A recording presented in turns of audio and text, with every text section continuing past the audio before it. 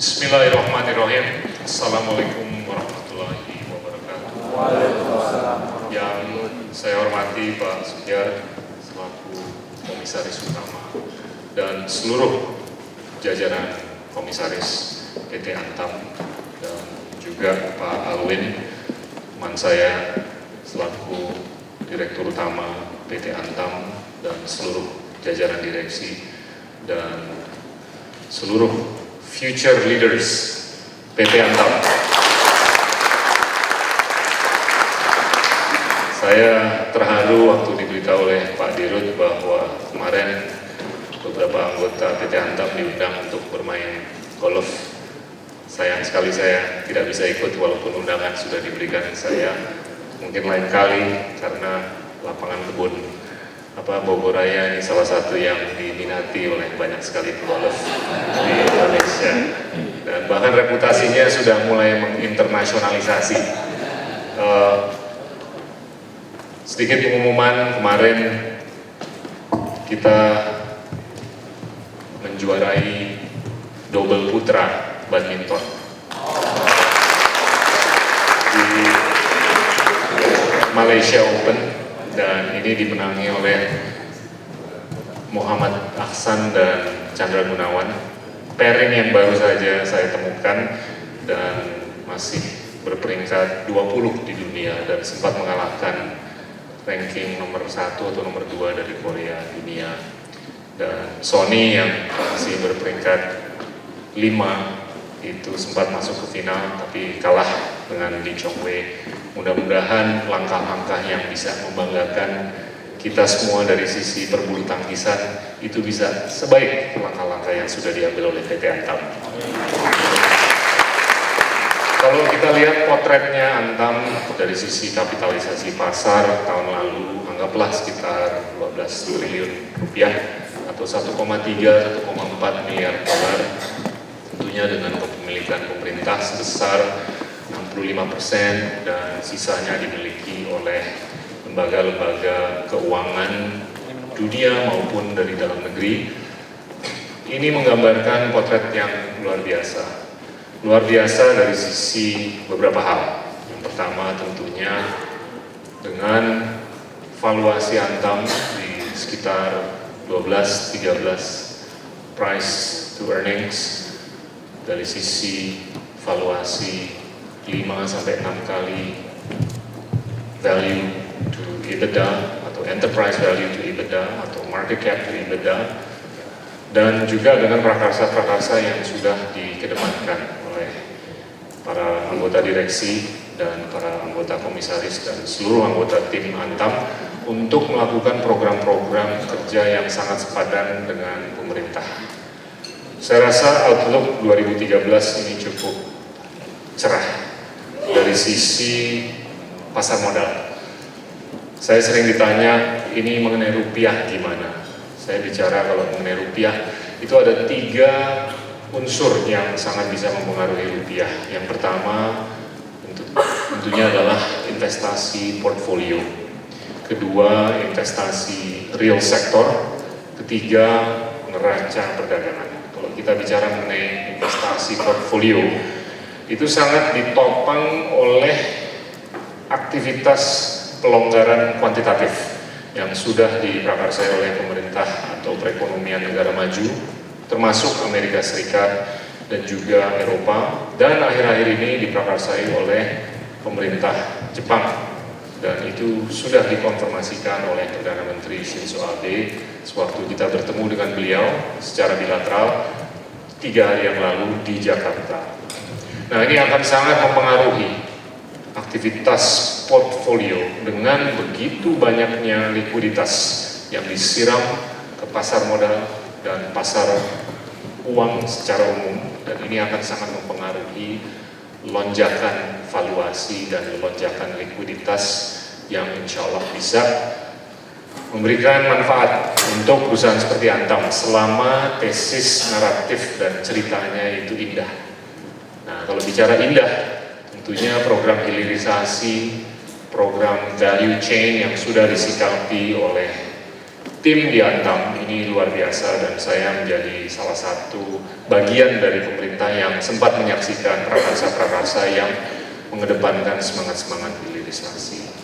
Kedua, kalau dari sisi investasi real sektor, ini pemerintah akan mencatat mungkin rekor level yang paling tinggi di tahun 2012. Tadi pagi Deputi BKPM mengeluarkan statement bahwa realisasi investasi di kuartal 4 itu akan mencapai kurang lebih 80 triliun yang akan membuahkan secara total untuk tahun 2012 kurang lebih 310 sampai 315 triliun rupiah. Dan ini akan menjadi angka yang paling tinggi dalam sejarah Indonesia dalam pencatatan realisasi investasi dari PMA dan PMDN.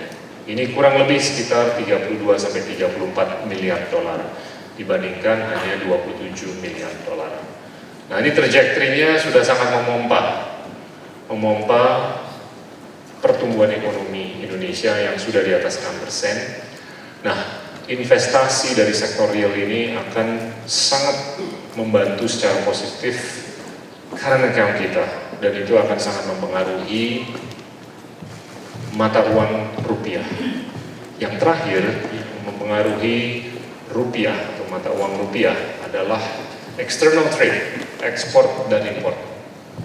Kalau diperkenankan, saya ingin mengupas sedikit lebih dalam policy kita, paradigma kita dari sisi perdagangan luar negeri.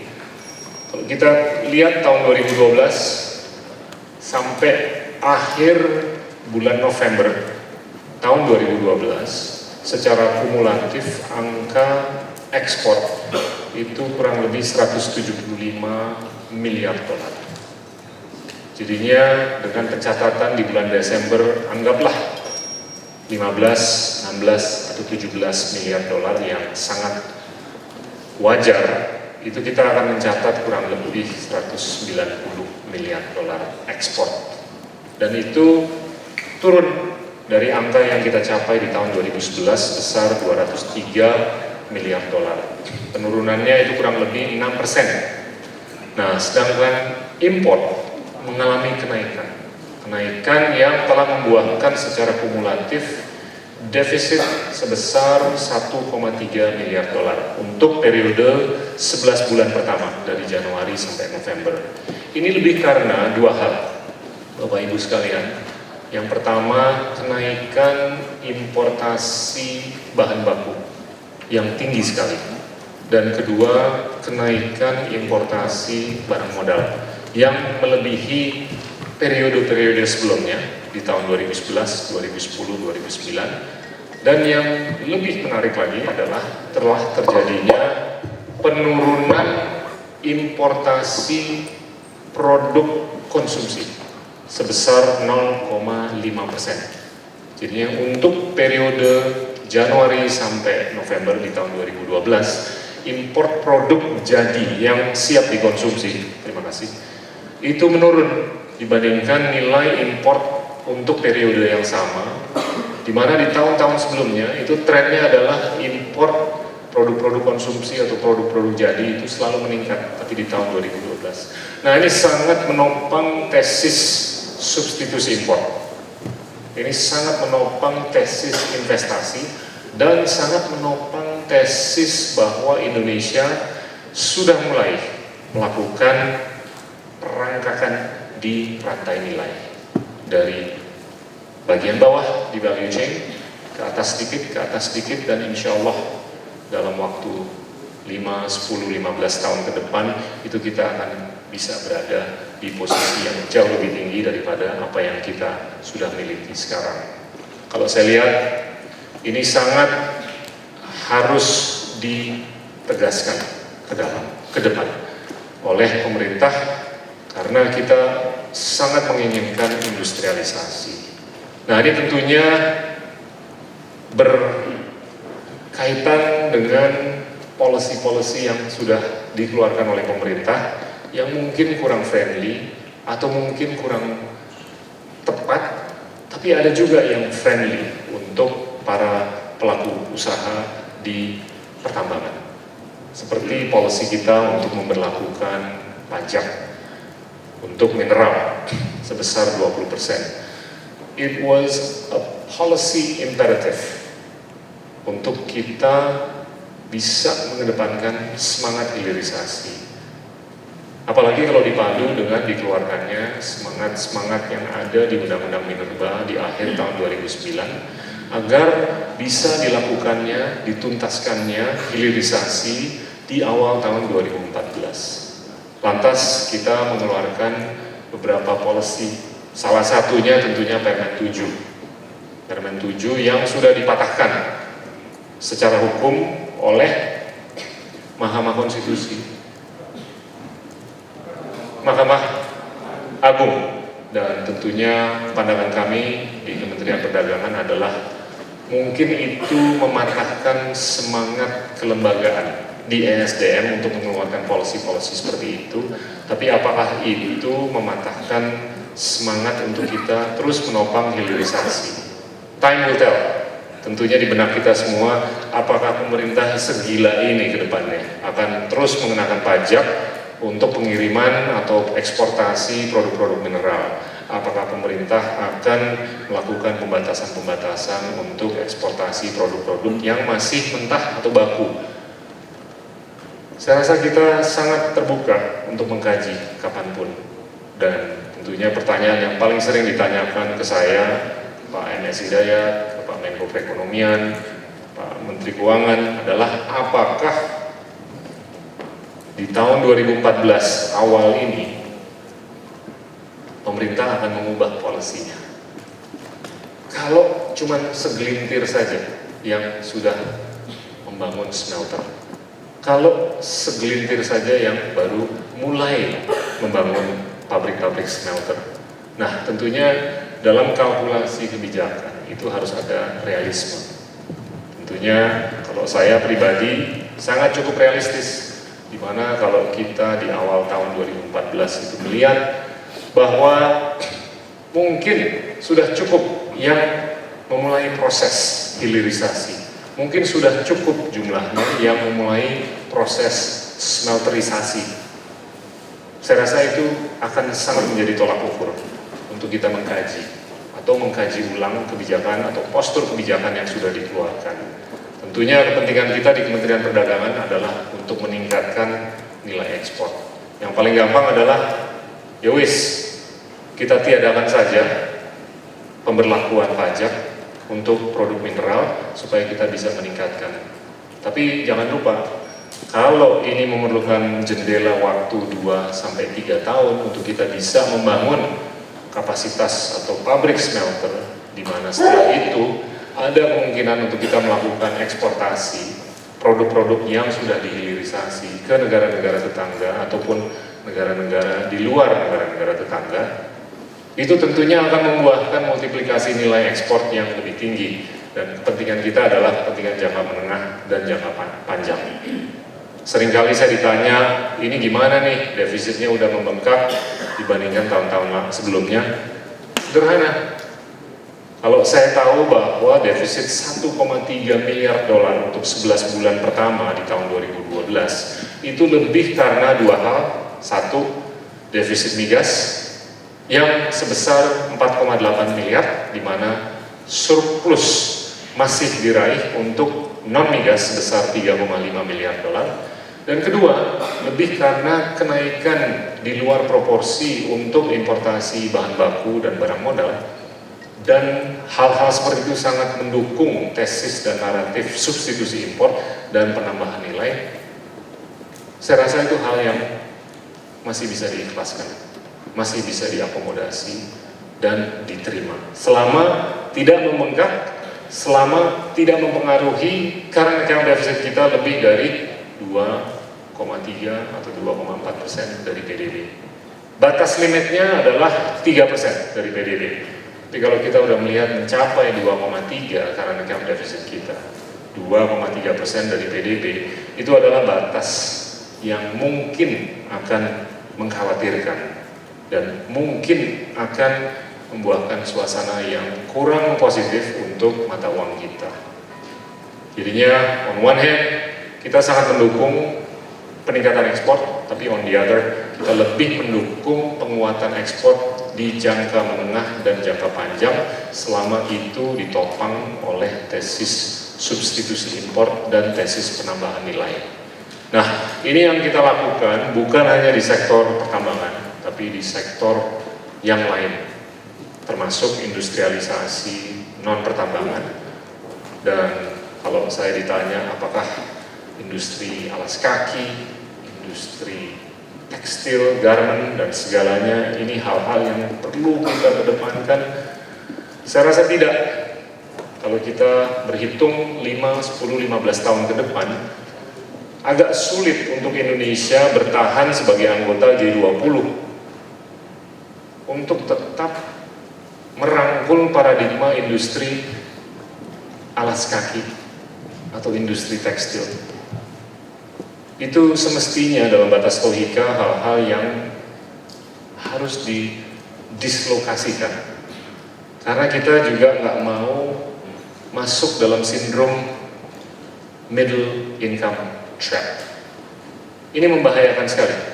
Banyak negara-negara berkembang yang sudah naik PDB-nya 2.000, 3.000, 4.000, 5.000, 6.000, 7.000 dolar per kapita, tapi stagnan di situ karena dia hanya bisa berkecimpung di area yang biasa-biasa saja, tapi tidak bisa melakukan industrialisasi ke high-tech dan segalanya. Tapi banyak juga negara-negara yang sukses melaksanakan industrialisasi dan keluar dari middle income trap. Negara yang masih ada di middle income trap itu contohnya di Asia Tenggara, mungkin Thailand, yang masih berkecimpung di dimensi hal-hal yang semestinya hanya tetap dilakukan oleh negara-negara berkembang. Dia nggak bisa ke high-tech untuk bisa memproduksi apakah itu iPhone, memproduksi roket, memproduksi hal-hal yang lebih tinggi di rantai nilai. Nah, itu semangat-semangat kita di Kementerian Perdagangan.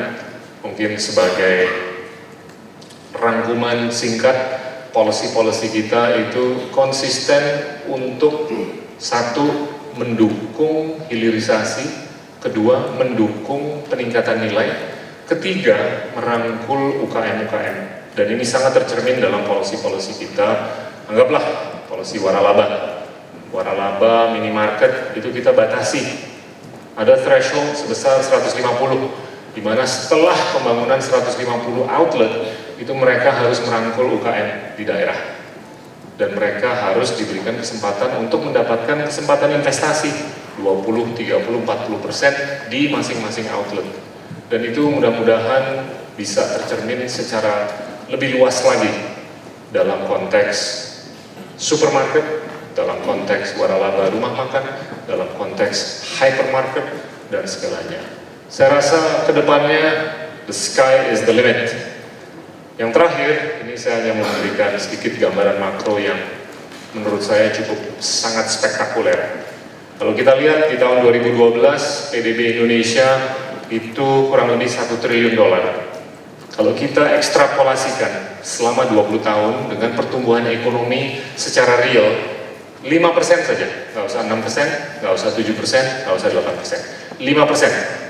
Dan kita asumsikan inflasi sebesar 5% per tahun, itu di ekor periode 20 tahun, ekonomi Indonesia itu akan berkembang menjadi 6-7 triliun dolar. Kalau kita akumulasikan selama 20 tahun, mulai dari 1 triliun, dan di ekornya itu 6-7 triliun, akumulasi PDB Indonesia selama 20 tahun itu kurang lebih 60 triliun dolar.